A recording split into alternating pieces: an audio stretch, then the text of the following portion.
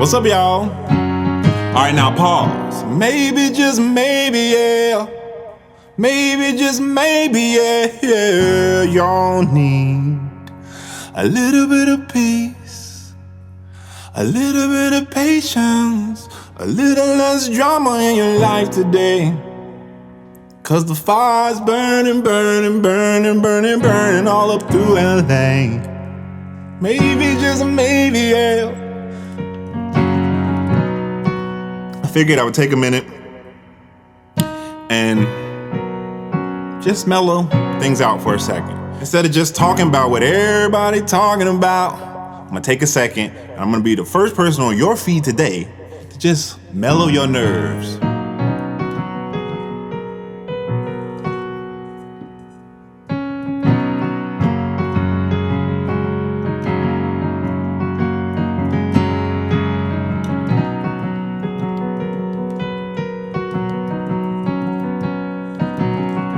So maybe, just maybe, yeah, the world is going crazy.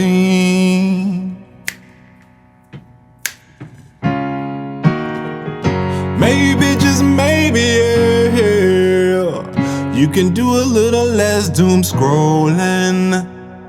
Take a little pause. Take a deep breath. Breathe it right on in. Talk to your loved one. Ooh, talk about my friends. Maybe, just maybe, we need a little less tragedy. Tragedy. Come on. Maybe, just maybe, yeah, we need a whole lot less of ugliness, yeah.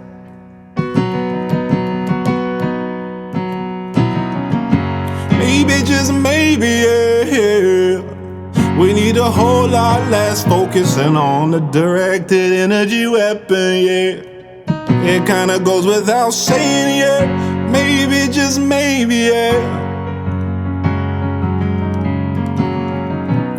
we're gonna get back to our regularly scheduled programming. I got my friend Joe, the street MD, coming on to talk to me in a little bit. Okay, so Joe and I are gonna discuss some things. Joe just he's having dinner with his son, so he's gonna be here in a few minutes. But I could say a lot, y'all. I could say what everybody else has been saying, but that's the thing about my page. I try to do a decent job of not saying what everybody else be saying, because everybody else is already saying it. You see what I'm saying? So maybe, just maybe, yeah, I'll find a new way to lift your spirits up, to lift your spirits up. Maybe, just maybe, yeah, we're gonna get into some totally not conspiracy stuff in just a little bit. So the other day, Joe, and y'all know who I'm talking about, Joe Yee, Street MD, called me and he's like, Chris, I don't know, man, something seems off in the world. Like, I know I'm always the positive type, and you know, I'm usually the one that's playing devil's advocate and not attributing whatever's going on that's weird to some grand conspiracy, but I don't know, man, something just really seems off. And I'm like, all right, Joe, you're right. You understand that we are in a new type of a war.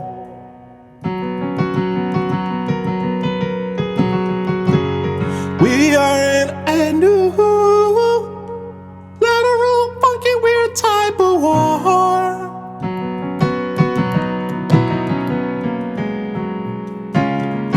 We are in the beginnings of some changes in our life. Grab your lady, yet your baby and your wife. We are in a new spiritual type of war. Emily 313. Ask just me, do I think they are burning all the tunnels in LA? Maybe that's right, Emily.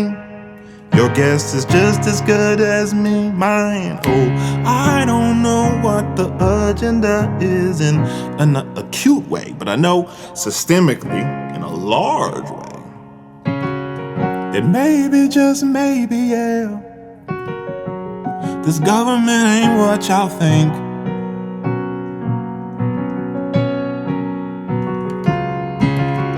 And maybe, just maybe, yeah, we can all take a breather, put on our thinking caps and think. Maybe, just maybe, yeah, we gonna talk about it. And I'm kind of vamping out at the beginning because we are gonna get into some subject matter. But I'm gonna wait for Joe to hop in. He's gonna ask some questions. I just wanted to say, if you don't even watch the whole live and you only catch the beginning, I scrolled through my phone today and all I see is awkward situation, sad situation, unfortunate situation, desperate situation, negligent situation, clearly, sabotage going on. And, there's been a few people who have poked through the madness to be like, y'all, listen, all this negativity ain't gonna really help the situation at large. And unless you live in LA and the focus is on getting to safety and making sure you and your family are good. Maybe, just maybe, yeah, all this tragedy ain't that healthy, no, no, no. Maybe, just maybe, yeah, we got something going on in our skies today, in our skies, in our sky. Oh, but I don't want to make you any more scared than you are.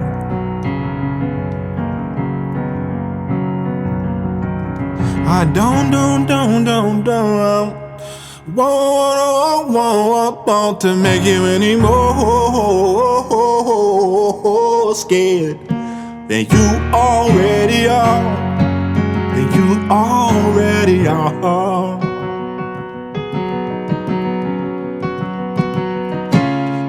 So maybe, just maybe, yeah, we just gonna ease into it.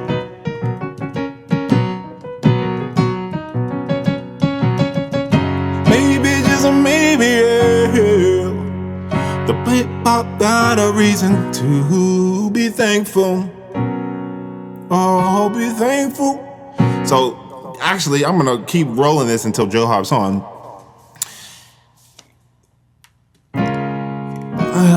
Thankfulness. Okay, so I lived in Los Angeles for a little over a decade. I didn't live in Pacific Palisades or Eaton or Pasadena, but I did live in Burbank, right next to Pasadena.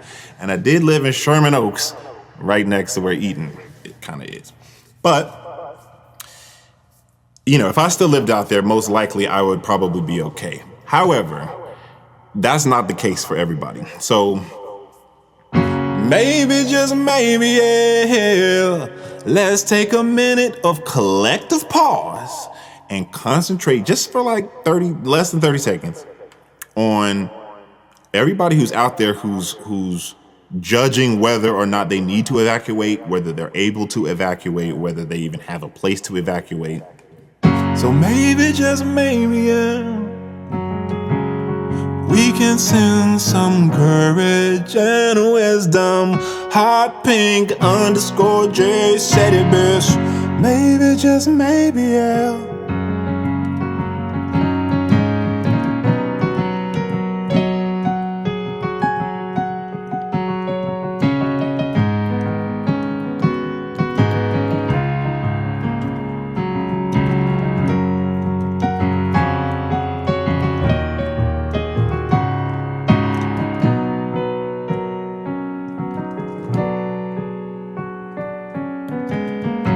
Maybe, just maybe, yeah.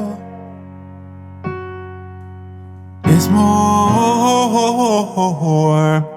to the picture. Oh, by positive reverb on repeat.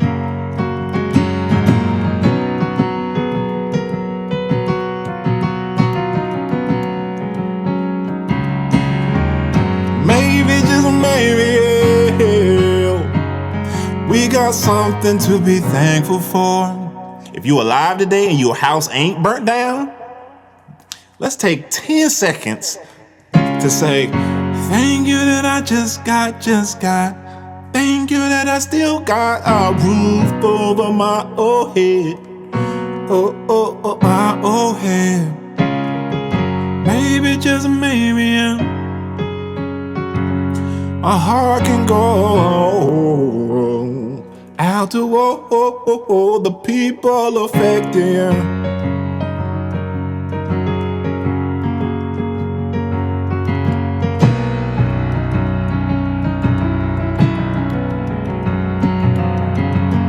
Maybe, just maybe, yeah, we got something to be grateful for.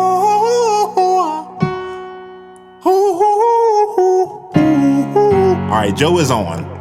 So we're gonna switch this over to the live. When I do, all this piano is gonna disappear because Instagram's too stupid to know how to deal with secondary audio sources and a live stream at the same time.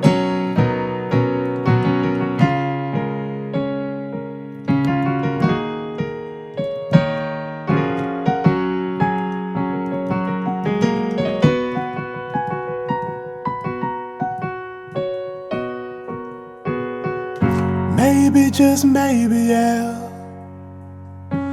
Everybody say a prayer tonight before you go to bed, thanking the Lord for having roofs over your head. Maybe, just maybe, yeah.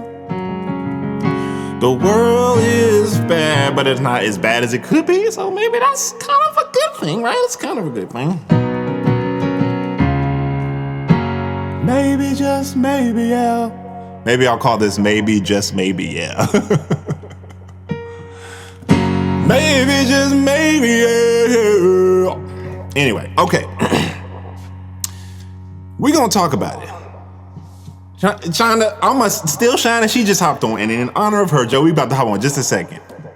She said it, and that's what inspired me to do this. She said, y'all, a lot of doom scrolling. Y'all be scrolling, and people had told, not me, but her, that they literally couldn't leave their house. They was addicted to looking at the tragedy on their phones. And I'm like, I get it. You know, the world's kind of like uninteresting. And it's like boring until it's tragic, right? So, okay, sure. But that's not really good because what's happening in a very concentrated part of the country is causing an electrical, and we talked about this in our previous discussions on the biofield, but it's causing an electrical heaviness. Okay, and of course I wish I could just hit a button and just douse everything going on in LA, but I can't. What I can do is maybe, just maybe, yeah, I can give a little smile to your face and your butt cheeks. And maybe, just maybe, yeah, we can take your focus off of that just for a little bit. We gon' talk around and shoot the shit up. I said maybe, just maybe, yeah.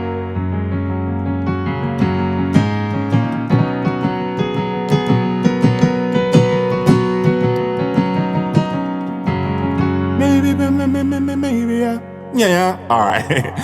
Okay, so without further ado, let's hop Joe on. I'm gonna disable that, mute all the effects. It don't sound as cool when it's like, maybe, just maybe, yeah. That's no auto-tune, no reverb, no delay. The auto-tune ain't doing that much. Maybe, just maybe, yeah. That's without the auto-tune. Anyway, we gotta take these headphones off because it won't matter. But all right, let's hop Joe in and let's talk about it. Joe, what's poppin'? Hey, y'all, welcome for. I'm gonna actually be putting out some little like loops and things. What I'm hoping is that, hey, Joe, what I'm hoping man. when people scroll through, I want people to be able to, for a second, be like, oh, okay, this is different. This is uplifting. How you doing, though, brother? Oh man.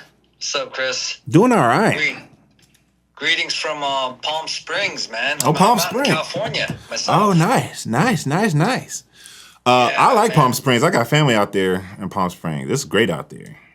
How do you like it? A lot of old rich folks here, Yeah. for sure, man. I feel so poor here, man. This place is expensive. That's right. And I'm here for my son's pickleball tournament, Mhm. and one of the biggest pickleball tournaments of the year for the pros. It's happening right now, so I came to watch and spectate and enjoy my time with my son, man. But it's hey, what's up, everyone? What's up, Jay West? What up, Daly? Yeah.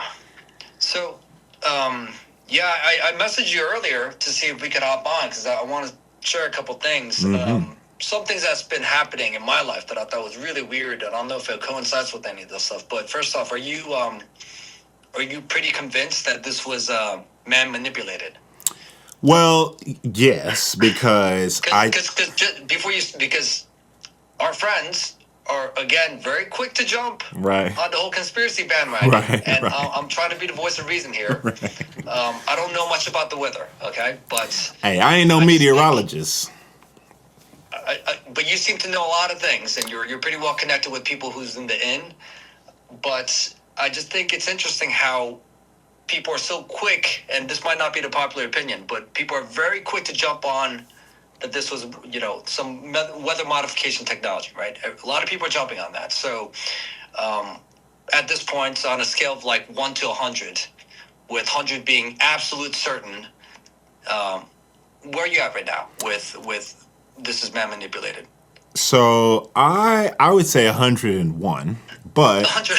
Okay. but I'm not saying you're wrong. well, I'm just I'll qualify that with saying first, and I kind of was like alluding to it, the music earlier. I just want to take a somber, honest second to be like, before we really hypothesize on what is or what might be, my heart goes out to everybody. I saw Lily just hop in here.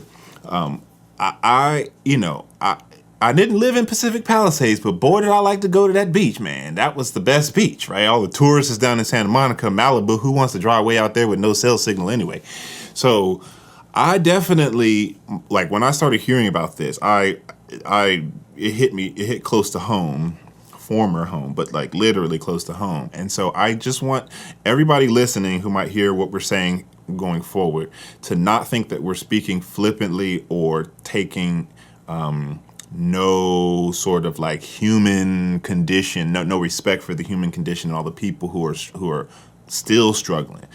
Thankfully, every single person who I know in that area and in LA, not every person, but all the people that I've reached out to, they were all able to evacuate, or I say half of them evacuated successfully, and the other half of them didn't have to evacuate at all. So, to answer your question, I just see this as like being a ever increasing step toward totalitarianism. You talk to David Icke more than anybody else I know. This whole totalitarian tiptoe he's always referencing. I don't think that in the march to this totalitarian tiptoe, there are giant organic gaps like in the middle of an otherwise pretty controlled situation. So what I do know is that there is a such thing as the Santa Ana winds. They generally don't blow in the direction of what the winds were blowing to create the worst case scenario for these fires. They also generally happen almost a quarter of the year sooner. I also know that 100-mile-an-hour wind gusts. I don't know if you've been hearing about some of these details. That's like a Category 2 hurricane. Even when it's windy outside, it's like 30 or 40-mile-an-hour winds. Maybe, like when I was at the mountains, at our property at the mountains, it's windy up there. It might get up to 50 miles an hour. But there ain't no 100-mile-an-hour winds unless you're in a hurricane or tornado. It's just not the case. And when you stack up a series of unfortunate events, I'm always trying to tell people, the line that they like to play between negligence and incompetence and like, oh no, it was an act of God, it was outside of my control. it's just simply they love playing that like, oh, like, ooh, we don't really know how it started. I was all willing to believe like, okay, sure, arsonists or whatever, until I saw that post. Go ahead. Hold on one sec. My wife's calling me. Let me just text her. Sure. Yeah. So I was all, gung ho to kind of just believe. I never jumped to too many conclusions. The only conclusion I jumped to early was that didn't look like he got shot at that podium that day. But other than that, I don't generally jump through to conclusions right away. I don't honestly talk about anything right when it happens. I just kind of back up a little bit and be like, okay, what's going on? I know something's going on. Is it a distraction thing? Is it a land grab thing? It's always a multifaceted thing. But when I don't know if you saw Dr. Tapper's post. Dr. Ben Tapper made a post today. I think it was a repost. But he posted, I do have it on my phone, but he posted like almost like a Doppler time lapse looking. It wasn't Doppler, it was like aerial footage time lapse of the start of the Pasadena fire, the Palisades fire, and the Eaton fire. And when I'm telling you, all of those things started smoldering and ignited at the exact same time, that's what's like, okay. I mean, he said it in the caption of that post, like, I'm pretty sure statistically this is like literally impossible. 3 separate fires. For those of y'all who don't live in LA or who never lived in LA, Ashley, we will save this live. For those of y'all who don't live in LA, if you in Pacific Palisades and you want to get up to Pasadena and there's like nobody in the whole city but you and a sports car, it's still going to be like a 30-minute drive. Okay, it's quite far. Pasadena is like on the eastern side of LA. Pacific Palisades is quite literally West LA. So when I saw the Northwest LA, the Southwest LA, and the East LA fires just kind of whoosh at the same time, it's like, come on, y'all. Like, what are we looking at? Like, that's just not a thing. On top of that, there ain't no such thing anywhere in the world, I don't care where you live, as 100-mile-an-hour wind, even gusts, like even if it's sustained around 60, 70, 80, but it's gusting upwards of 100. There's no such thing as 100-mile-an-hour wind gust unless you in a skydiving tunnel thing or unless you're in a hurricane. Then when you talk about the insurance, this is where it gets into the premeditated nature of what's going on, because it's like, okay, what are the odds? I mean, these people, I lived out there for 10 years. From 2010 to right after when COVID started in 2020. And I sat through 2 actual fire situations. And for the most part, nobody evacuated because for the most part, the fire department, shout out to the LAFD, does a great job of containing them. They take it very seriously. It is dry. Everybody knows that. There is a drought constantly. So I just look at this and I'm like, y'all, come on. It's like a series of the most unfortunate events all stack up right in this perfect order to just make the most sought after, important, like richest real estate in arguably any section of the country, like roast within a day. Like that's just like things that are natural seem natural. There's flukes, but things that are unnatural seem unnatural. Like when you see a dude who's got a reassignment surgery that didn't take quite all the way, it still just looks like a dude. It looks mannish, pronouns notwithstanding. So it's just kind of like your brain knows when something is like, wow, that sucks, man. Ugh. Like you see a plane crash or you see some sort of tragedy and like, ooh, yeah, he kind of did the album. It's like, it's not really hard to piece together the solution. And then when you see this, go ahead. I hear you, man. So the Lahaina one, right? That one seemed like too many weird things happening there. Right. The roads were closed. Certain blue cars and homes were spared. Celebrity homes were all spared, right? Right. The funding was absolute shit for that. Right. They send billions to Ukraine, and then what? They send what? Several $700. Yeah, like a. So that happened. My wife sent me a video. I was trying to look for it here, but it was a video of Joe Rogan speaking probably about a year or two ago, saying, look, people are saying that it's just a matter of time, that the wind's going to blow the wrong way, there's going to be a fire in LA, and shit's going to break loose. So, it was Joe Rogan saying a firefighter friend of his in Los Angeles was like, it's only a matter of time before we get the wrong series of unfortunate events. Now, if you talking like some crackhead in Venice found a dry patch and went all the way up to Topanga and started a fire, okay, but like not three fires simultaneously miles apart, and then there's no water, and then there's no exit, and then there's no insurance, and then it's just like. So correct me if I'm wrong. I haven't been really following. I just saw a couple of posts from our friends talking about this. So I'm like, whoa! Like I'm actually in California myself. I had no idea this was happening. But it's true that the insurances started dropping coverage for just people a few weeks in that ago. area, like a month before. Yeah, So that's a fact. That's right? A fact. Yep. And another fact is, what is it? A bunch of celebrities were trying to sell their homes too. Oh, really? I didn't even know that. That's news to me. Yeah. Someone had a video about all these celebrities, including like Tom Hanks and all these like famous producers and directors and other like Jennifer Aniston selling her home beforehand.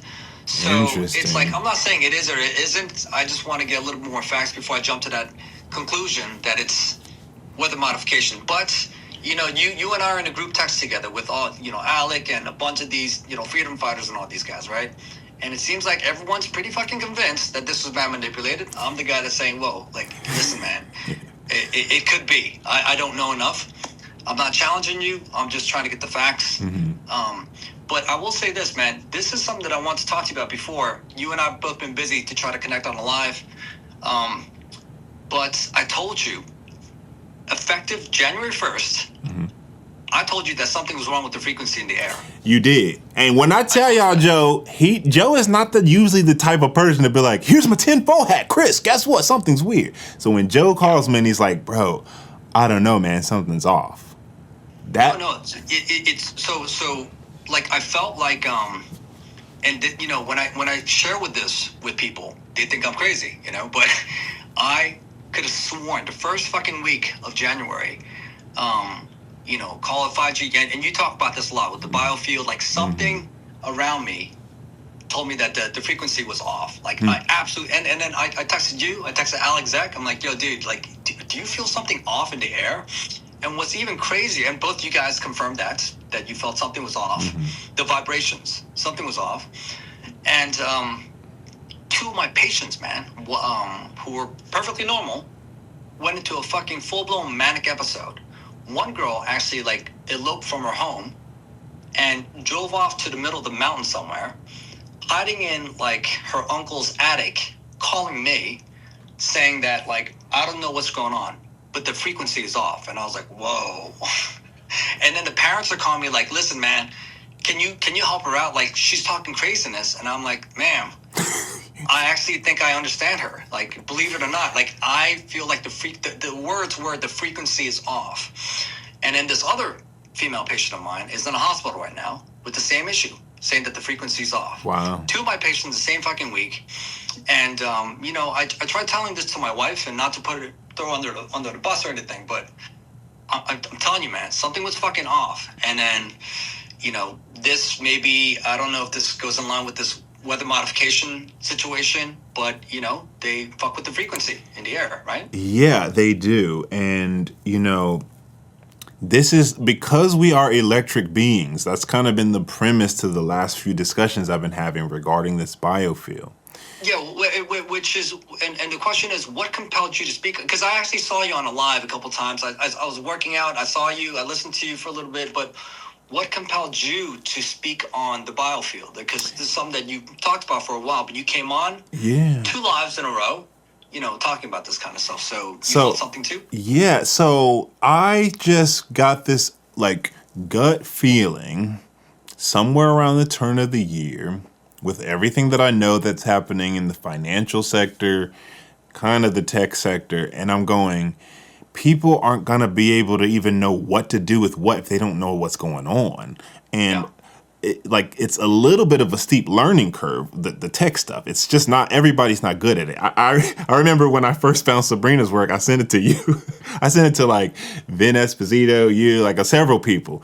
And like every single person, what up, Found Conscious? Every single person was like, What? I don't understand what she's talking about. And I'm saying, like, really? It wasn't that confusing. Okay. So I'm learning, okay, got it. I kind of feel like I need to distill this down, because the analogy I gave in those lives is, if you're fighting, if I blindfold you, like if you're great at karate, or, black belt, you're pretty decent, and I blindfold you and I hit you with machine guns, bats, tasers, like remote detonation, you might be the Bruce Lee, but you're not going to have a fighting chance against what you can't even see you're fighting.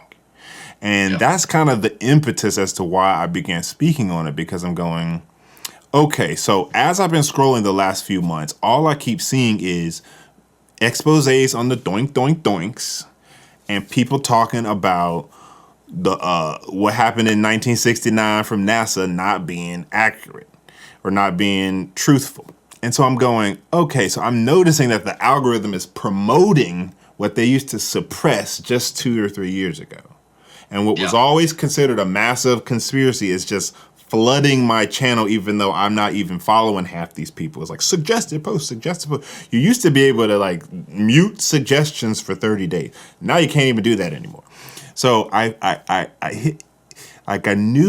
known for a while now that the MO is to have the new trick enter the chat with favor, like getting free favor points by exposing the old trick. And everything that the new trick was saying about the old trick is pretty much true. Now, context was withheld, but at least what they were focusing on in the expose is true. But to celebrate these little wins, like, oh yeah, when RFK gets in, he's gonna overhaul HHS. It's like, y'all, that should have happened 50 years ago. We're so far past what any actor inside of politics can do to another actor inside of politics that it's almost tripping you up on your own hype and lack of hubris, and just, okay, finally, I feel like I'm being validated for being called an anti-vaxxer this whole time. And that is a stall mechanism. I don't know. Did you see the Jack Cruz, Callie Means interview that was going around? Dude, just hold on to that thought for a second, because someone wrote in the comments like, "Hey man, you look stressed." Well, it's not that I'm stressed. I'm just overwhelmed with raising teenagers. It's I have a daughter right now. She's about to hit her menses any moment. My son's training hard for this pickleball career. He wants to go pro. So, I'm taking him all over the country for these tournaments, and it's fucking exhausting. It really is. And I feel like mentally and physically and spiritually, I'm holding on by a thread. And my life is good right now, man. Like I have a home.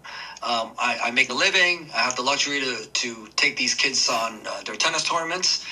And I'm fucking exhausted. And I can't imagine losing my home on top of all this. I can't. Yeah, right. How about you? Like, how's your mental health, man? Like, you got it good right now. You got a baby. Good with an asterisk. Good is relative, right? I'm alive. That's good. But I feel like we're all like fucking exhausted with just life. Just parenthood. Right. Working and stuff. I deal with patients who are struggling. Want to kill themselves, right?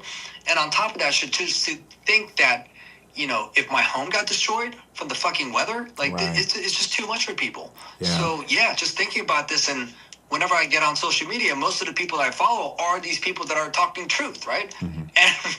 And the stuff that they're saying about what's happening, it's pretty fucking sad and exhausting, man. Right. It's true, but it's also sad and exhausting. So, to answer that question, I am very much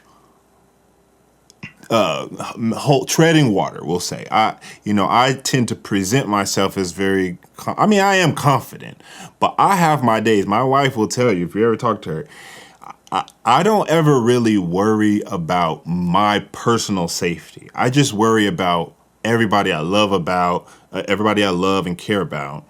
I worry about being able to kind of get the elbow room to speak the truth. My whole thing is like, let people, like, if people want to make a bad choice, okay, but at least let them have all the information to make the bad choice or the right choice. It's sad to me when people don't even have all the info and they still make the bad choice, because it's almost like, I've maintained this from the beginning. I don't think people are stupid. I don't think people are inherently evil. I simply think we're dealing with some sort of like baggage of gifts and curses, blessings and predispositions for good and predispositions for bad. And the collective consciousness, especially as I now really focus more on the like biofield aspect of it and this whole like internet of bodies, I'm going, Yeah. okay, we talk about the human condition and the human experience, but maybe this is actually where maybe we're already a whole lot more interconnected than we give ourselves credit for. Sure, all of your like namaste folk will be like, yes, we are one. We're human expressing the same consciousness. And I don't disagree with that. But lately I've started to be like, well, if they're running the internet like this and they're hijacking a native aspect of our body, then maybe that isn't such a woo-woo, hippy-dippy, super crunchy kind of idea. That's like quite literally what's happening. People always ask, especially Alec and people talking about the whole virology thing. Well, if I went to so-and-so's house and I got sick, so I don't understand what you mean viruses don't exist. And I'm going, you guys, it's so clearly frequencies. It's so obvious why they created this whole particle versus wave debate. Everything is a wave at the basic level. So any wave state can be manipulated by an external wave state. So when you start to piece these things together, it's kind of like, oh, I think what we're feeling is the collective sadness of the world, whether we're talking internet of bodies or just the bioelectric nature of human condition in general. Without the IOB, it's the same essentially thing. I just kind of ideal. Like I go through, I've had a series of like work stuff kind of fall through. I'm starting some new stuff, which is exciting, but it's just been kind of like a fumpty dumpty ride. Part of my big challenge when I really hopped off of all the big clients and big projects I was doing in Hollywood was realizing what Hollywood was all about. That was depressing in and of itself. I was like, I don't want to work for Satan. I don't want to like make Satan videos all my life. You know, like that's not what I came out here to do. So it was a huge, almost like midlife crisis-ish type thing for me. And now that I'm looking at, you know, my family that's growing and, you know, 2 teenagers is a lot, but a 5-year-old and a 1-year-old is also a separate type of a lot. Oh, it's a different challenge for It's sure. a different type of a lot, but it's also a lot. But Chris, before I cut you off, you mentioned someone's name. You had a point. Jack Cruz. No, you're fine. Jack Cruz and Callie Means. This was it's a Danny Jones podcast episode where he's speaking at a table with I forgot the other lady who's with them, but it's 4 of them discussing, you know, it's a pretty kind of, I'm sure it kind of went viral when it was launched because of how antagonistic Jack was in this particular interview. I happen to really appreciate that because I think we're in war. And I think when you're in war, you need real men to be like, yo, what's up? You lying? Like, what's going on? What's going on? You don't need like, well, I guess I'll take you at your word. And even though you literally are the Fabian Institute print, press, copy, and export textbook example of controlled opposition, I'm just going to give you a pass because you're nice. Like, I just think that when you're in war, it's like you can apologize, but you can't just assume. I mean, you should assume the best of people, but when you see people in Callie's position, I just was a bit like, who is this dude? Where did he come from? So, Joe hopped off. I'm sure he'll hop back on. So that was the impulse and the impetus to why I started speaking. Yes, it was just go to Spotify, YouTube, whatever. Danny Jones podcast, and I'm not even vouching for Scientology with the Danny Jones, but I'm just saying he's a decent podcast host. And that was a very eye-opening podcast to listen to. But the whole time I'm listening, I'm going, this is the problem. He wants to like do studies and have a conversation and like give people the benefit of the doubt and talk about food problems and not the doink, doink, doinks. And again, not that I think the doink, doink, doinks are the exclusive issue with what's going on, but it's kind of just one of those things that's like, it's underscoring the problem that Jack was pointing out. So I figured something happened, but yeah. All I was basically trying to say is that this Danny Jones podcast that featured the guests, Dr. Jack Cruz and this guy named Callie Means, I thought it was a very entertaining listen because of how like nervous tension it was. But what Jack Cruz did in the interview is he was very skeptical of Callie in the beginning. He says this. He goes, he's like, I don't trust you. Honestly, I really don't trust you. I think you and your sister burst on the scene out of nowhere. I think every single job you've had, every single person you've ever worked for is like part of the problem and the deception of what's gotten us here. And I think that you're either an idiot, a useful idiot, or you're like basically an agent. And Jack's conclusion toward the end of the interview was, oh, he's probably just a useful idiot. I differed from that. I don't actually think that. I think that this dude is a plant. And the reason is because of how completely marshmallow his answers were in the face of someone challenging him. It's like, how are you going to be a real man and have another real dude talk to you and you just turn to a piece of popcorn with no spine? Separately, if you're a member of the Council of Foreign Relations and you don't even know like what that is, or I've only been to one meeting, like that's when I knew. Because Jack goes, everywhere I see your name, I see CFR behind it. And he goes, really? Like where? And he goes, like your LinkedIn, for example. And he goes, oh, well, I haven't updated my LinkedIn profile in a few years. And I'm like, what does that have to do with anything? He said, everywhere I see your name. Why are you not talking about everywhere else other than LinkedIn? Separately, don't pretend like the rest of us haven't done the research on what that actually means as far as your position and who's grooming you. So to Callie's defense, I think that they mostly use unwitting MK Ultra-ish useful idiots whose biofield and probably chip implants are fully integrated into the system. Now I know that sounds like kooky. It's just like this, like it's Elon Musk saying that in 15 years everybody's going to have a robot, right? It's the guy who's the richest man on earth standing next to the most powerful and popular, I won't say powerful, but popular president on the planet, probably in terms of social understanding. And I'm going, so let me get this straight. The most popular politician on earth and the richest man, so we're told, on earth are hand step. This guy wants to put a brain chip in everybody's head, and he's out there talking about in 10 to 15 years, everyone is going to be jacked into the cloud, and there will be more humanoid robots than humans on earth. And I'm sitting there going, is it really that far-fetched to think that 15 years prior to this linear lead up to this moment, that we're already dealing with a little bit of that in key places now? So that's why I started speaking out about the biofield. Well, what's the link between that and what's happening in LA right now? Just that we are in an entirely managed, gridded out system. It is full steam ahead. If I'm on the airplane cockpit and this is my pilot's joke, and they go to wheels up, the lever is all the way forward. There is no like righteous randos becoming New York Times bestsellers and Council of Foreign Relations members that just happen to want to not point to anything other than stuff that's like, stall. Don't look too close into it. Just give us another 15 years. Stall. That's the problem we're in now. So you're saying that this is like what we talked about before. It's not the totalitarian tiptoe. It's the sprint now. It's the sprint. And the tiptoe been going since when Ike first started. It's the whole, It's the totalitarian avalanche at this point. Yeah, so I did a live with Lori Ladd right before New Year's. So I think it was like December 30th. And I told her, and some of you guys, if you guys were on the live, I said that I think 2025 is going to be a very big year. Big year. I said I hope something good, big good.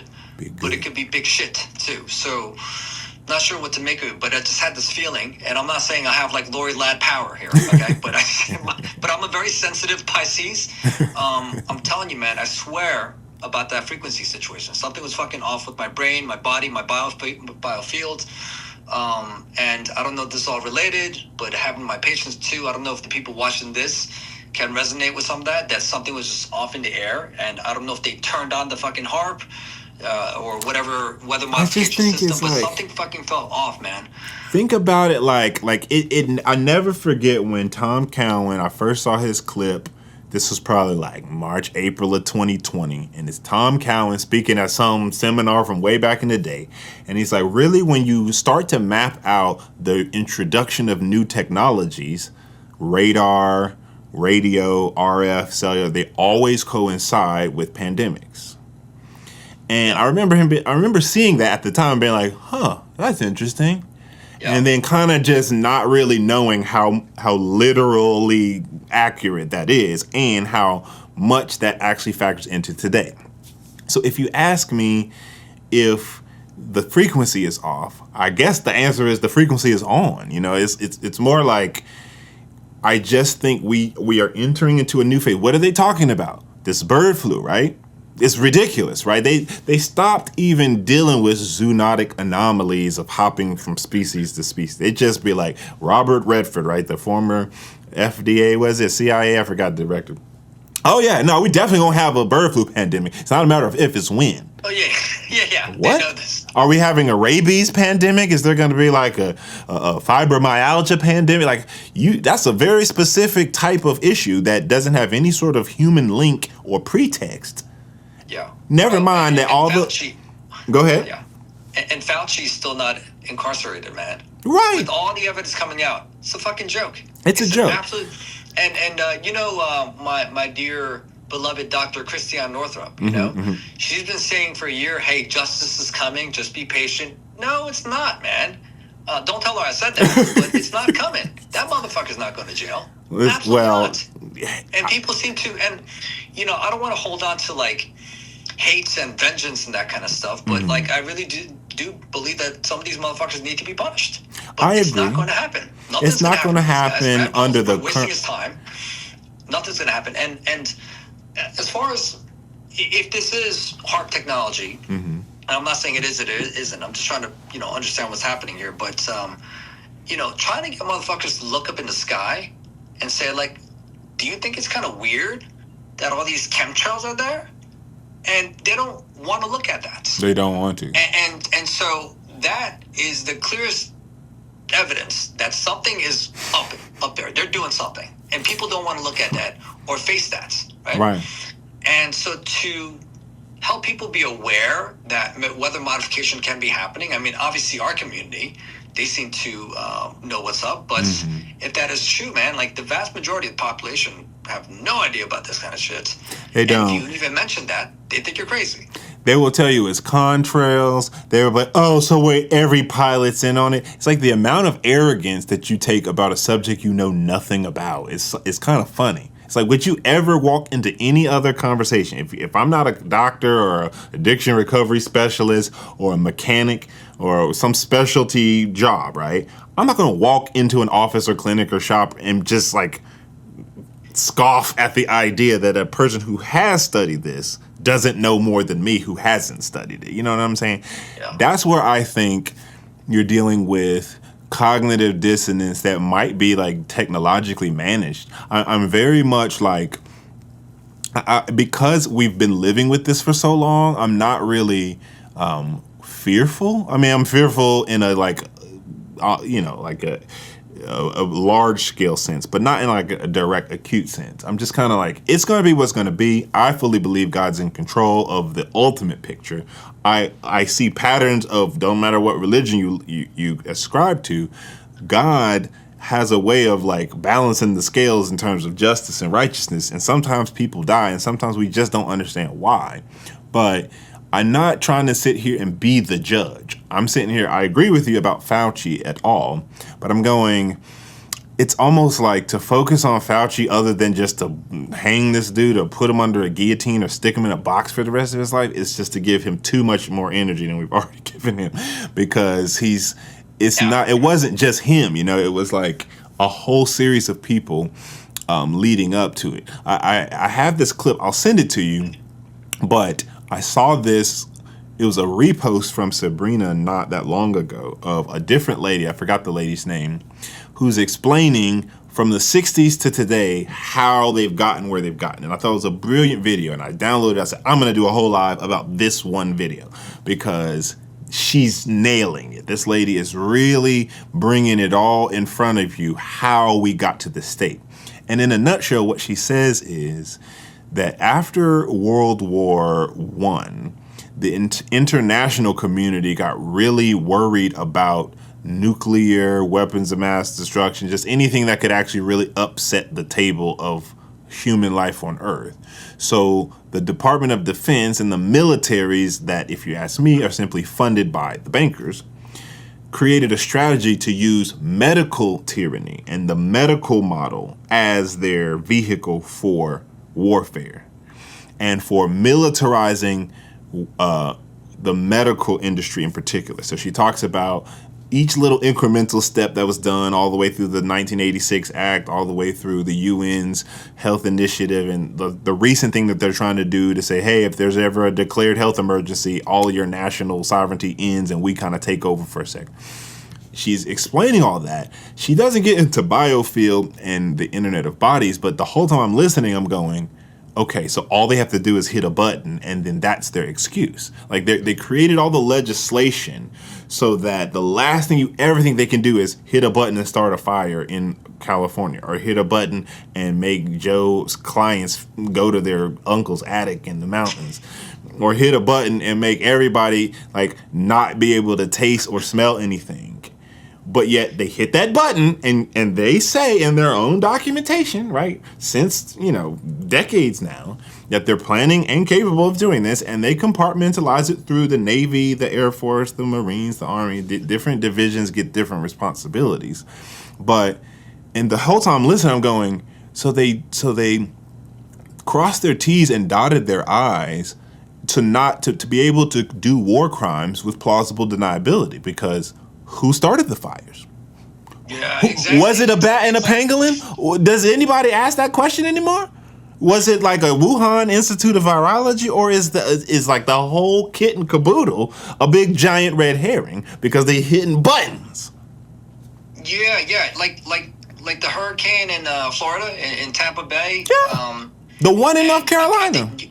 And also your neck of the woods too, in North Carolina. And I understand that there's a snowstorm coming. Yeah, tomorrow. Crazy ass snowstorm coming your way. But the question I always ask is like, what do we do about this?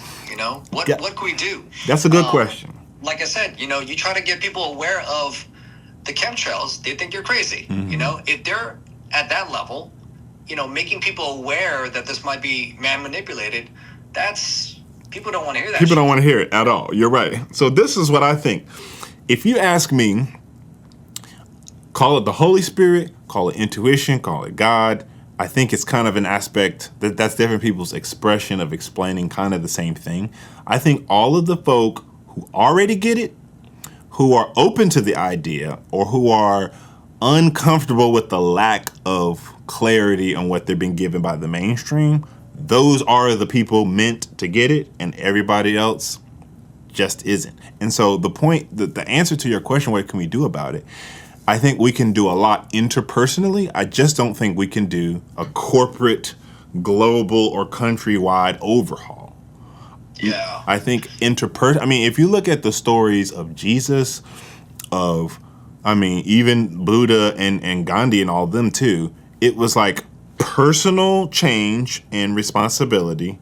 And in the case of Jesus, he's like advocating against the system and for the common man to take their own morality under their own hands and for their own healing and their own benevolence and all of that. He wasn't petitioning the Sanhedrin. He was not petitioning the Pharisees and the scribes. He was talking to his disciples and his folk. And I think that somebody said, how about a global kumbaya?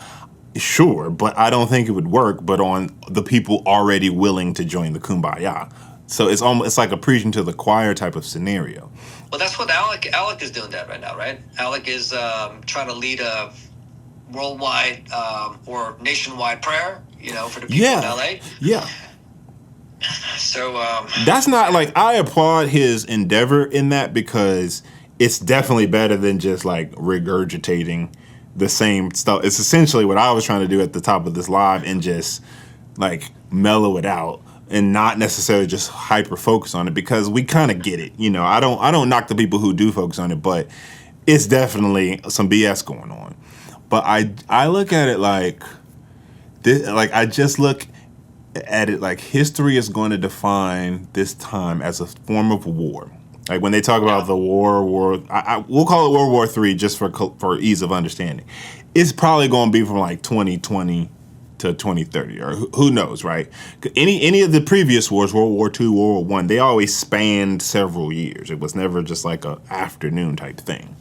So I'm just looking at it like maybe the folk who get it, the folk who are kind of talking from the heart and from an active spirit that can kind of identify what's right in front of them and just call it for what it is. That's the type of human you would want to actually help rebuild a new society. You see what I'm saying? It's like you don't want a bunch of NPCs in the new world or after the dust settles anyway. So I kind of just look at it like, I think we're just in this silent coup. I think we're much further along than people realize. Whether we want to go into the politics of it all, I was Ian Carroll, you know who that guy is? I forgot the blog he's with, but great. I like Ian Carroll. I think he does a great job of like distilling kind of tough concepts down in good research. But Ian Carroll posted something today about basically ratioing Elon Musk about the Israel situation. And he did a great job of explaining because he basically, Elon said something quite pro-propaganda-ish. Ian Carroll's like, for such a smart guy, you sure seem very uneducated on this one issue. And then Elon Musk replies to him and it's like, what am I missing? And so then he goes onto this whole kind of expose and explaining to him what he's missing. And I post a comment on that. I'm like, Ian, great insights, great points, but you're missing the elephant in the room. The elephant in the room is this is not a separate problem. I said, when Donald Trump campaigns and he's doing a campaign rally and behind him you see multiple flags and only half of the flags are American flags. Ask me what kind of sense it makes for an American president to be campaigning with a separate country's flag behind him and have most of the people in America go, yeah, we have to vote. He's America first. But like the flag that was just half as represented as your country was some other country. And the difference is the American flag had a bunch of golden fringes around it. The Israeli flag did not have any golden fringes around it. Now the difference in that is telling all the story if you know what the golden fringes mean. They just don't educate nobody on what the golden fringes are. Nobody goes to look up what the U.S. flag code means of a peacetime flag versus a wartime flag. We've been in the wartime flag since World War II. I saw somebody post. Furthermore, the golden fringes mean this is an admiralty court jurisdiction vassal corporation of blank. So the flag without the golden fringes, that's the country. The flag with the golden fringes is the subsidiary that the other one without the golden fringes owns. And I'm going, you're speaking about a problem that's already hit a fever pitch. I think the coup has already completed. I think that when you look at trimorphic notes, when you look at when you look at Pelosi where she used to sit in the State Department, and you see those two fascia on the side of the wall, that's what fascism is. It's represented by fascia. What are fascia? Well, maybe start there and look that up. But they put it right there. They don't hide it. Donald Trump didn't have to put none of them flags behind him. He still would have got the same votes. So I'm asking people, we aren't even the country we think we are. Well, in all fairness, the DNC and the GOP were very pro, like, we stand by Israel no matter what. Right. That's because Israel is our government. Israel is already America. When you have 100 of your top officials outside of including the president himself, but 100 of your top officials have dual citizenship with Israel. Yeah, I know. Come on. It's really strange, man. It's really strange. That's telling you the answer right there. It's like we are that state. We are a vassal state of that corporation, period. Y'all can talk left, right. That's why I don't get into politics, because it's a complete waste of breath. Absolutely, absolutely. I know, but there's a certain percentage of people here who believe that Who Trump's going to do believe? something. Yeah, I And know, but we'll like see what happens with that. But I'm trying to dude, save all those people. I love y'all, my Trump supporters. I love y'all. I ain't got no beef with y'all. I really don't hate you. I'm just telling y'all. Go to the U.S. flag code. Look it up on the U.S. government's own website, so you don't have to take my word for it. And look at what the fringes mean. Okay, the fringes will tell you who's owning what. Every time you see the White House Oval Office, it's got a golden fringe around the flag. I know, but it goes back to that. People just want some hope, and even me, I'm hoping that RFK is going to do something about the FDA. Highly Well, doubt he it, might, but that's the thing. He might, because keep in mind, I think that's the name of the game. So the name of like this. give you a little bit to keep you believing while they do all this other shit. So there's that, but I think the other shit that they're gonna do is already done. So at this point, let's go ahead and burn the FDA like it's Pacific Palisades. That's what they're doing. So that's why I believe the gauntlet is open. Like when I'm telling you, you couldn't say the V word on social media, and now every other post I see is talking about it. Yeah, and no one's held accountable. Well, no one's held accountable. Nothing's happening. Mark Zuckerberg is like, we fact checked too many things, so now we're not going to do that anymore. That's right in line. Like, that's why I said the other day, I don't buy it, because I know what you're doing. You're trying to buy our favor and say, oh, yeah, we might have, like, totally withheld the information that could have kept you from making that awful decision of this Internet of Bodies upgrade. But, sorry, you should have probably just not given into the peer pressure. And we're sorry, so we're going to walk this back. But that's the point. Walking it back is the new expose. Walking the censorship back allows for more of the incumbent system to be exposed, and that's the whole point. That's the plan. So that's why I think RFK might actually get into HHS and shake some things up, because the point is to shake some things up. It was to not shake anything up right up until we got to a certain point. Now we cranked them frequencies and everybody's feeling it. Okay, now we can shake some stuff up with the old system, because the new system is full steam ahead. All the levers, all the meters are like all the way to the right. Yeah. So, Found Consciousness here, our good friend, is saying y'all need to research Project Talpiot on Yandex to understand who really got the power. You know what he's talking about? I'm not familiar with Talpiot, that project. I mean, I have some theories on who's got the power, but I'm not familiar with that specific project. Dude, you know what's really strange about Palm Springs? Oh, what? In Palm Springs, uber rich place here in California, where old retired billionaires reside. The fucking country club where this tournament's being held. So I'm here for a pickleball tournament for my son. Dude, membership here, $50,000 a year plus $2,000 a month. That's nuts. To play on grass tennis courts, fucking the best golf course in probably California, and these luxury pickleball courts. Dude, I'm staying at this, like, listen, man, like when I travel, right, I stay at nice hotels, okay? I'm just not trying to sound like an asshole here. Hey. I know a lot of people are struggling, but this place is like fucking 200 square footage. Place I'm staying at. I am poor here, man. This place is expensive. And to add to that, every fucking place that I go is like smart city shit, man. There's no humans. I got to check out all my groceries by myself. There might be one human in the event that I don't know how to check myself out. Because where I'm from in Booneytown, Pennsylvania, right? I call myself the street MD, but I live in farmland area in Pennsylvania.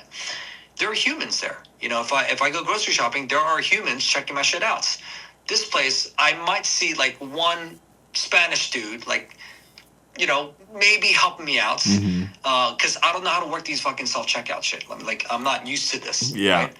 Right? But dude, this is like ultimate fucking New World Order city, man.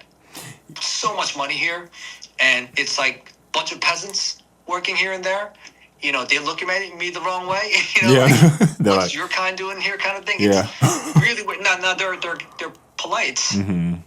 They're nice, but they're not kind. Kindness has like an intention behind it, right? Yeah. They couldn't care less about me, but it's just a cool thing to be nice around here. But yeah, man, I definitely sense that energy that my kind isn't wanted, and I'm telling you, man, this is like the most NWO like city I've been to so far. Oh, interesting. Everything's fucking smart. Yeah, everything's like self checkout. Hardly any humans.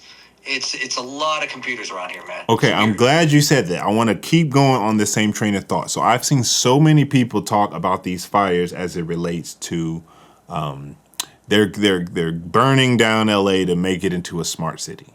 Did they have to do that with Palm Springs in order to make it into a smart city? No. They don't need to destroy something to convert it into a smart city. That agenda is moving forward. If you ask me, what's really happening with these land grabs, and that goes for Lahaina, that goes for Pacific Palisades, that goes for the mountains of North Carolina and Tennessee, is it has a lot to do with this money change in the background. Now, everybody's familiar with crypto and Bitcoin and all this, and I'm not here to talk really about that. But there is a underlying network that all financial transactions operate on. It's colloquially referred to presently as Basel II, and it is being upgraded, I've been told, in March of this year to Basel 3.0. It's kind of like web. I'm sorry. What's Basel? What? Basel's an acronym. I forget what it stands for. It's like, think of it like, have you ever wired money and you get the SWIFT code? Or send something on FedEx and you get a tracking number. It's essentially like a tracking number for financial transactions. A tracking system and a ledger system for financial transactions. It's been around for decades. Basel I, then Basel II, or what we're in now. There's things are switching to Basel III. And Basel III requires what are called in-ground assets to back the new form of currency. Now, of course, that currency will be blockchain-based, crypto-based.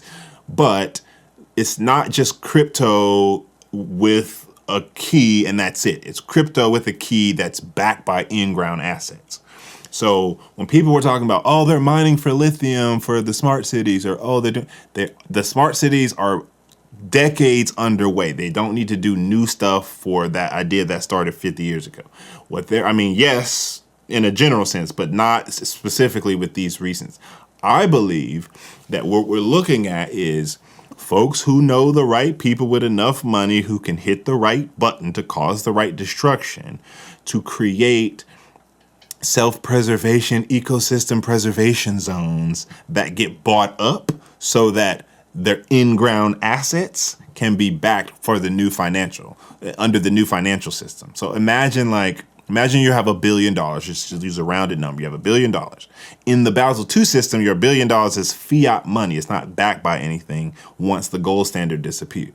When things shift to the new system, your value of what your dollar or your yuan or your renminbi or whatever the currency you have is going to depreciate based on maybe XRP or maybe the whatever the IMF decides it wants to go with as its reserve currency, but it's going to diminish unless you have enough gold, natural gas, platinum, silver, whatever the precious metal and the in-ground asset is to back the equivalent of that $1 billion. So imagine it's a bunch of billionaires sitting in the room and they're like, we're all billionaires, but once this thing trips, we ain't gonna be billionaires unless we live in certain countries that, where certain countries are gonna go like this and other countries are gonna go like this. The UN calls it ending poverty. Oh, it's so nice, right? But like all the rich countries like America, Canada, the euro and all that goes down. All the poor currencies go up.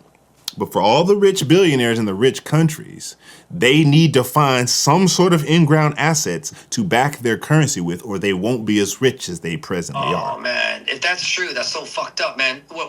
So just, again, not challenging you, but where are you getting this information from? So this has a little to do with some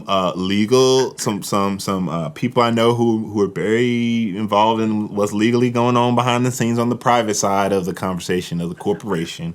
It also has, it's not a secret that the Basel II, Basel III change is coming. That's not a secret. They've put that out, the IMF. We'll talk about Azim.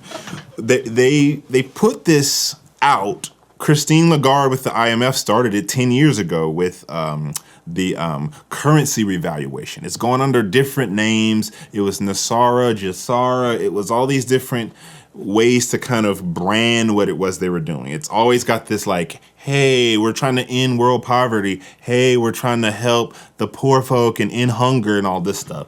It's a red herring. You probably get that. Most of this audience probably understands that.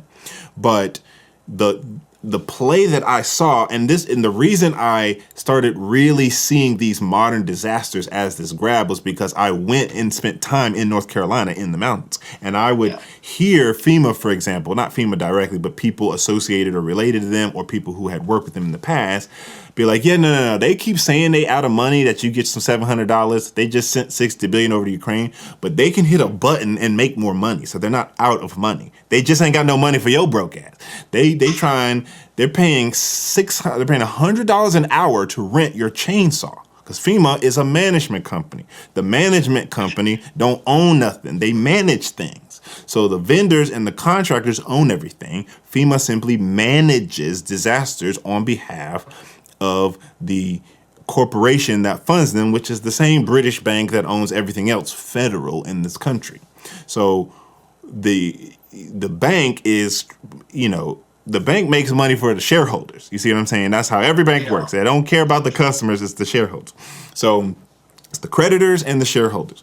So they are looking out for their creditors and their shareholders. And when I stood there and watched them give $800 a day to people just to borrow a chainsaw, when you can go to Lowe's and buy a brand new top of the line chainsaw for less than that, I knew this wasn't about helping, and I knew this wasn't about anything other than saving face, taking a few photos, handing out some water bottles to make it look like they're helping, letting y'all keep watching shows like NCIS and, LA, Law and Order and stuff like that, so y'all can get lied to about what FEMA's really doing. And then what they're doing is helping reestablish the infrastructure so that their clientele can come in and buy up what's available. Why? Oh, man. Because they need that money to back that money. Money talks, man. I'm trying to tell y'all, there ain't no evil like a rich person protecting their riches. What's crazy is you and I disagreed upon the Trump's assassination attempt, right? Mm-hmm. You think it was staged. I think someone was legitimately trying to take him out, but I think I might agree with you on this, man. Because I've been big follower of David Icke. I'm someone who's made fun of him in the past, and then the more shit unfolds, I'm like, dude, this guy's been onto something all along. Right. And he's been saying for a while that this is the whole currency reset agenda. Yeah. That's his big thing, right? That's what it is. Currency reset, transhumanism, it seems like it's all kind of... It's all together. To fruition right now. It's kind of coming in to, somewhere by 2030-ish, it seems like. You mentioned something really important about shareholders, and I want to share something, man. The psych hospitals are all about appeasing the fucking shareholders, right? Every hospital. I used to work in a psych hospital, my first job out of residency, and I resigned after 6 months because they wanted me to keep certain patients who weren't sick. They had a bad moment. Mm-hmm. Someone girlfriend was fucking his best friend, so he lost his girlfriend and his best friend the same day, so he said, I don't want to live anymore. So his mom called the police. He got 302'd in a hospital, and he's just like, look, man, I'm not suicidal. Wouldn't you be upset too if you lost your best friend and your girlfriend at the same time? Wouldn't you be upset too? I was like, you know what, Jake, you're right.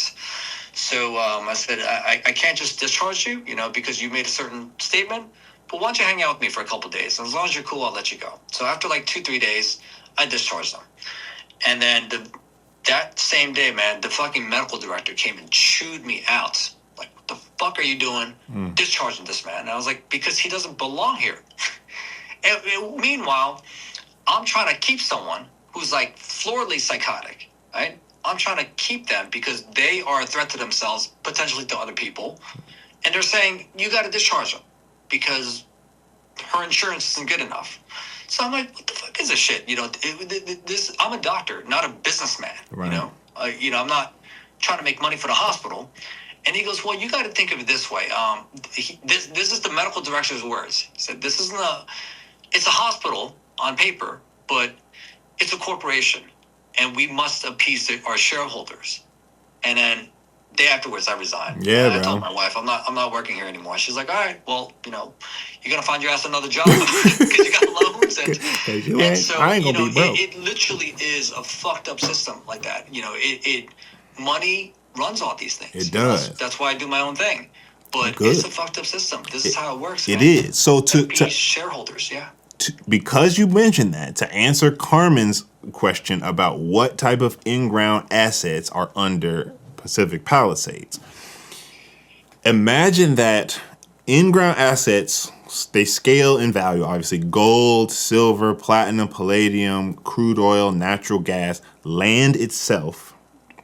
These are all in-ground assets. Anything that's tangible in the old system, and it's going to be NFT'd and kind of like baked into the tokenized system. So that's where they're getting everybody focusing on getting rich from Bitcoin or Dogecoin or whatever coin.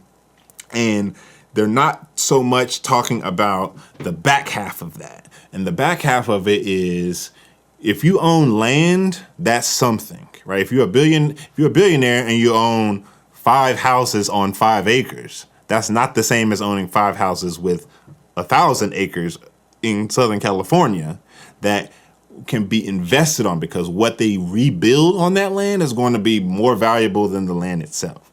And it's going to be, you see what I'm saying? So I look at this like any of the modern day tragedies, and this probably applies around the world. I focus on America because this is where I am, but it most likely applies to Europe, on my friends across the pond. It most likely applies to what's happening in the Middle East as far as Gaza right now. It most likely applies to what was going on in China and Japan and in the Asian countries over the last couple decades. But just like the celebrities had a little bit of a heads up about this inferno that may or may not have been directly button pressed, I just get this impression that if you have enough social clout to move weight, you're considered valuable to the system. So yeah, we can focus on Tom Hanks or Diddy or Epstein or any of these names. I don't even bother with half this stuff because I already knew about Diddy for decades because I worked in that industry. But Diddy ain't the top of the chain by any means. My homegirl who I know who used to work with Bad Boy, they're like, Quincy and Clive, they got the real network. And Quincy and Clive, they funding the Diddy expose to keep the heat off them.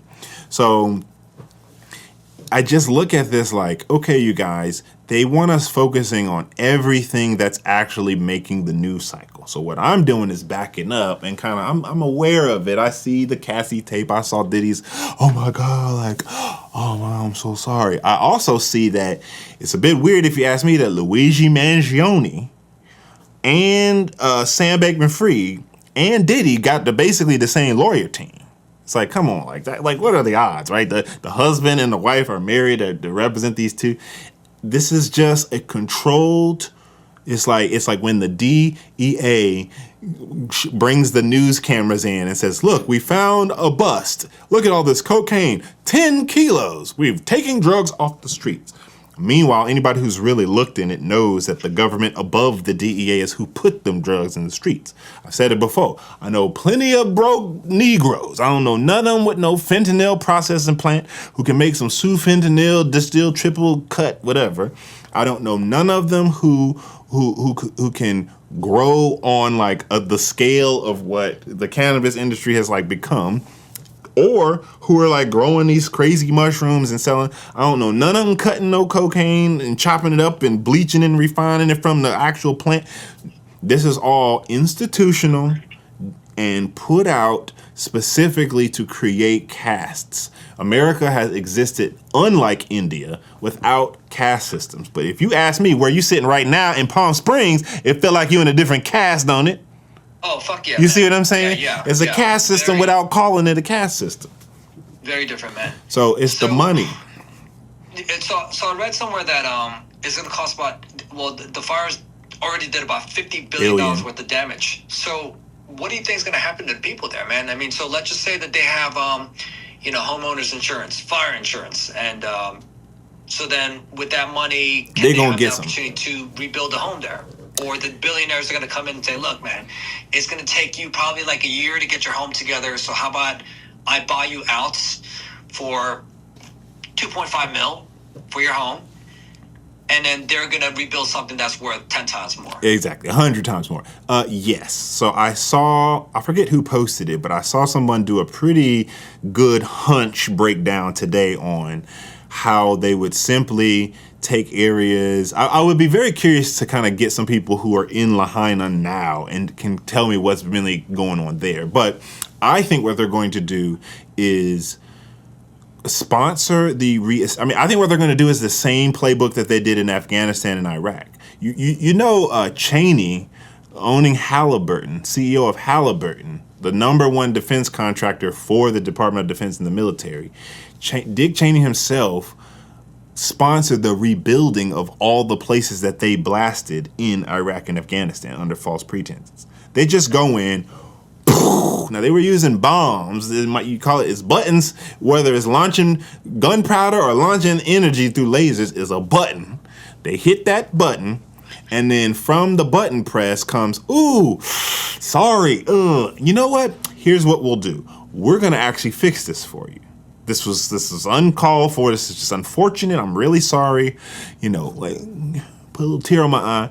We're going to fix this for you. And when they fix it for them, I have been to Afghanistan. I've been to other places in the Middle East, but I've never been to Afghanistan. But somebody who has been was telling me, when you go there now, it's like Halliburton owns the whole country, basically, because they built it. Yeah, man. Dude, by the way, not to cut you off, but Stacy Harder here is saying the insurance has stopped the fire coverage. State Farm, Allstate, Liberty, and more canceled LA GIT policies a few months back. So that did happen. I would be willing to say there are probably still some people that have fire insurance, just not all. So, dude, it's fucked up, man. Yes. So this is the double whammy about insurance. This dips a little bit over into the like birth certificate, SESTA QV conversation. But if I'm talking to you, Joe, and I'm saying, Joe, I assure you, I will support you if you get in any trouble. I will assure you. I don't use the word insure unless I'm talking about formula for old people or like to insure something. Like, it's kind of become colloquialized, but you use the word assure. There is a difference in the Department of Motor Vehicles in every state between an assurance policy and an insurance policy. Insurance is simply the state acting like a bank to its shareholders, agreeing to assure you in the case that you get in a car accident. But the way they do that is by triple dipping. They're actually tapping the account of your personal, what they call legacy trust. This is something that when you establish yourself under the Corporation of the Americas with the birth certificate, you get a trust made in your name. That trust gets stuffed with a value that they assume you're going to make the corporation shareholders over the course of your life. And every single license or registration that you're enacting is actually pulling money out of that account. Money, right? I'm using money. It's really currency, but we'll just say money for keeping it simple. Pulling money out that account and giving it back to you in the form of some sort of deal with a low percentage rate. That goes for mortgages, college loans, insurance. So when these people have fire insurance, the insurance companies never go broke because they can at all times tap into the hundreds of millions of dollars that are valued under everybody's name, anywhere from hundreds of millions to billions. And they can always cover whatever would actually tank them in the red should they go in the red. This goes for hospitals. This goes for banks. This is why the bailout of all sorts was such a farce. It was not really about like Lehman Brothers struggling. It was really about like consolidation. So to me, when they say, hey, State Farm's like, we got enough money to pay Patrick Mahomes for a 751st commercial, and you know he making more money than your premiums was costing. But we don't have enough money to insure you and your house in the case of a crazy fire because you got fire insurance to begin with. So yes, they did. I have been seeing that they pulled the policy. They basically said, this is what happens. So if anybody wants to know the real deal about the insurance in Pacific Palisades, they said we will no longer be insuring people for fire insurance unless they agree to sign the contract for this basically state-sponsored insurance rider for fire insurance. So some people do have fire insurance. They're just paying California and not State Farm. But that's where the big rub comes in, because California is just snatching it out of your trust to begin with, double dipping, and they're making you pay a premium and a deductible if you ever need it. So it's a complete usury-based soul control system. Financial, like when you can hit a button and create money, and I keep saying create money, money is gold or silver or the land that they're trying to grab. Currency is what we call this American dollar. Currency is a Venmo transaction. Currency is a Bitcoin. Money is gold or land or something tangible. Currency is everything that can be considered as money, depending on who's bartering. The difference in money and currency is that money pretty much stays valuable and currency ebbs and flows. It's valuable right up until it's not, everybody's just printing money and making playhouses out of it because it's not valuable anymore. So what the little guy couldn't afford in this ever so dwindling down the drain economy is paying California more money than they already pay in property taxes and all this other nonsense for some fire insurance, meaning a lot of people did lose their policies.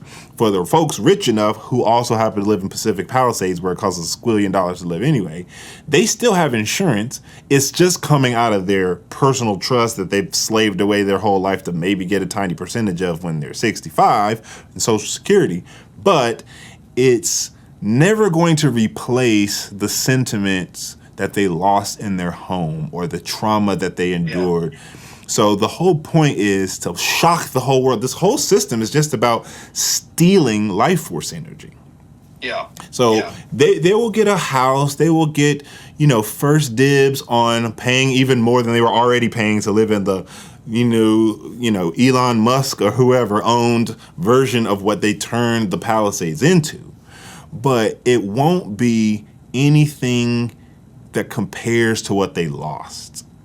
And I hear you, man. And on a collective level, this is I'm not, and I don't have a home in LA, but I think everyone's feeling it. It's for sure super sad and depressing, man, for the people out there. I just can't, like I said before, like I'm a doctor with two teenagers just trying to get by, these years right now.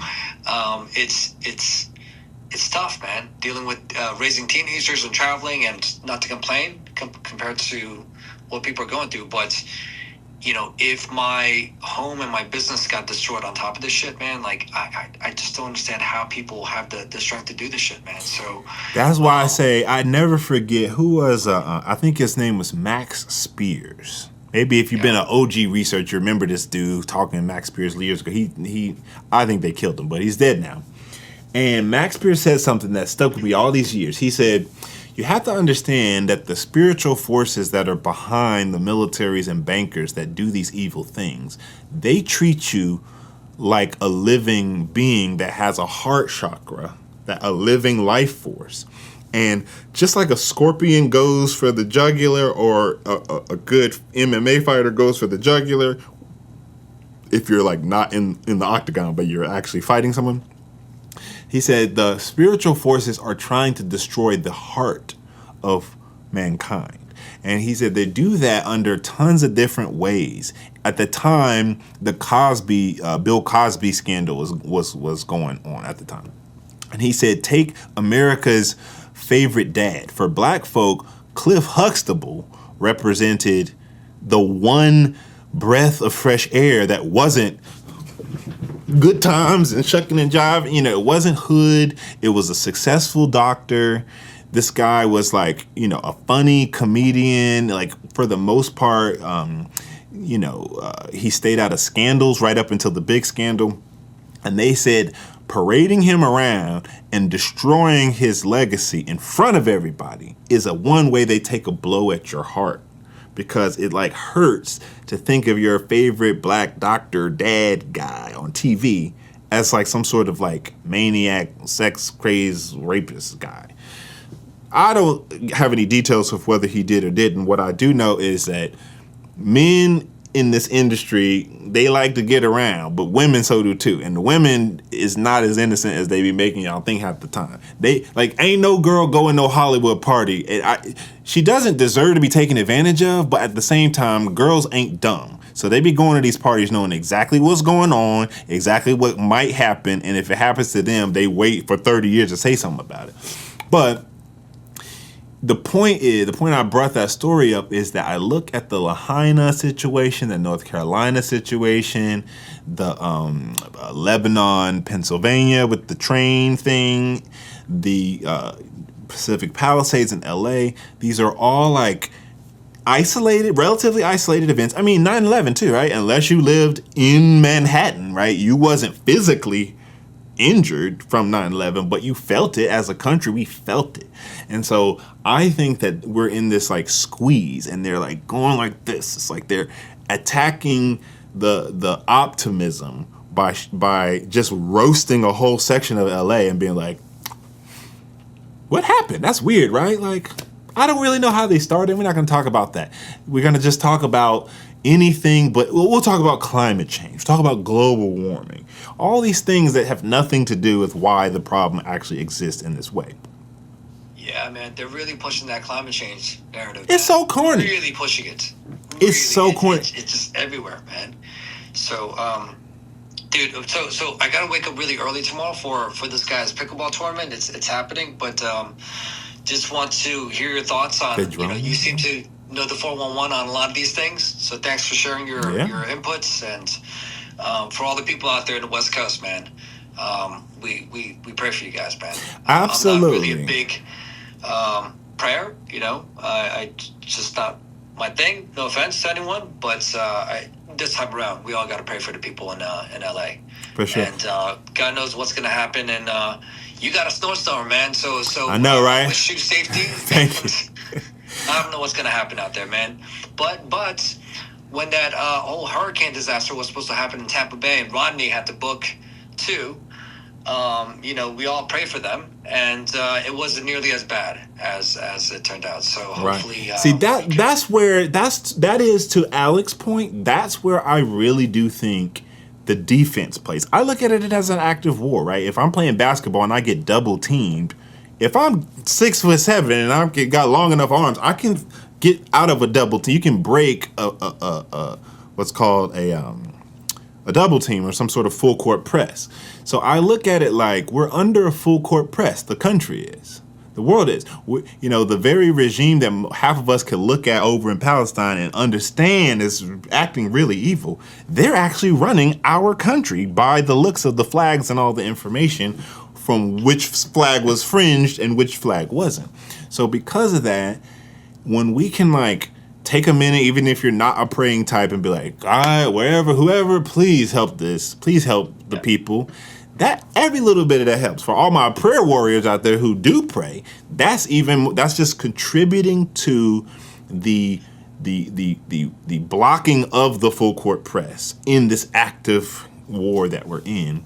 And how much it helped. I mean, what if all the dust settles and everybody's in their light body, spirit body someday, and some angel says, Joe, even though you're not a praying person, that little 5 seconds you took to just say a quick word saved 35 people. That means something. Even if it's like somebody of the 200 and however many people watching, even if they don't necessarily live in LA, just knowing that who's not necessarily into that, is willing to step into it for the betterment of people going through something, that might encourage them to do that. So I think that it all can help. I think that even though we're in a war, this war is not over at all. And I think that, it's a sad, the frequency is off. But I think that talking about it and at least being cathartic with one another about it, even if we're like not our normal chipperty jokery self, Yeah. it's better than being aloof to it and angry through it and scared through it. So to that extent, I wish you a good night. I wish Marty good luck tomorrow. I know, man. It's like I have some great footages out here in Palm Springs of this tournament, watching the pros and stuff, but you know, it just feels so wrong to fucking share this billionaires club that I'm at right now. And not that I could afford membership, just to be clear. Okay? I'm just visiting. I'm just running through for a tournament. They won't even allow my kind to park there. I'm telling you, it's so fucked up. It's so exclusive at this motherfucking place. They won't allow my kind to park. You have a BMW? Ugh. I know it's really weird, man. It's like this is fucking New World Order city, Palm Springs, California, man. It's it's nice to just kind of see that the weather here is amazing here, surprisingly, and a couple miles down, it's like on fire down in LA, but.